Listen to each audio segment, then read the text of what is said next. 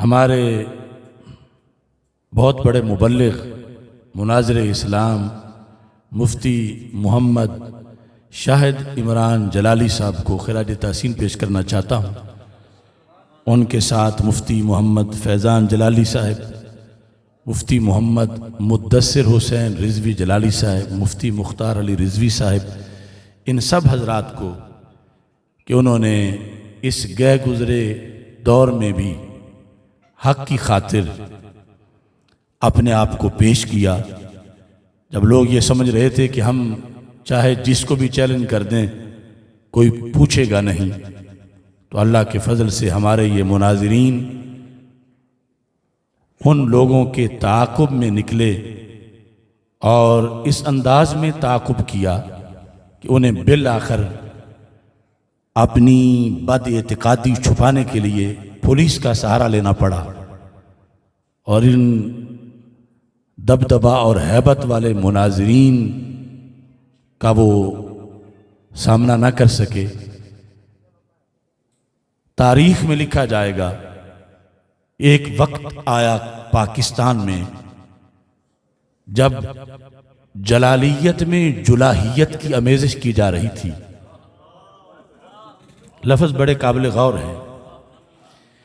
جلالیت شاہینوں کا، شیروں کا ایک منصب ہے جس سے فکر رضا کی خوشبو آتی ہے، لیکن کچھ لوگوں نے جلالیت میں جلاہیت کی آمیزش کر کے دھندا چلانا چاہا، تو مفتی شاہد عمران وہ شیر مرد ہے جس نے جلالیت اور جلاہیت میں فرق واضح کر دیا ہے۔ اتنے کمزور اور بزدل لوگ کہ جو سامنے بیٹھنے کی طاقت نہ رکھتے ہوں، انہیں پھر اپنے گیدڑ پن پر غور کر لینا چاہیے۔ اور سارا دن آج ہمارے مناظرین تھانے میں رہے، اور اب اس وقت مفتی محمد شاہد عمران جلالی کو جیل بھیج دیا گیا، لیکن انہوں نے جانے سے پہلے جو اپنا تھانے سے کلپ دیا اس میں انہوں نے واضح کیا کہ ہم حق سے پیچھے نہیں ہٹیں گے اگرچہ جیل جانا پڑ جائے۔ تو یہ جلاہیت والے کب تک چھپیں گے پولیس کے پیچھے؟ بالآخر آج نقاب اتر گیا ہے کہ یہ لوگ جلالیت کے نام پر ایک بدنما داغ تھے، اور قیامت تک قوم ان کا محاسبہ کرے گی۔ اللہ تعالی ہمارے مناظرین کو استقامت عطا فرمائے۔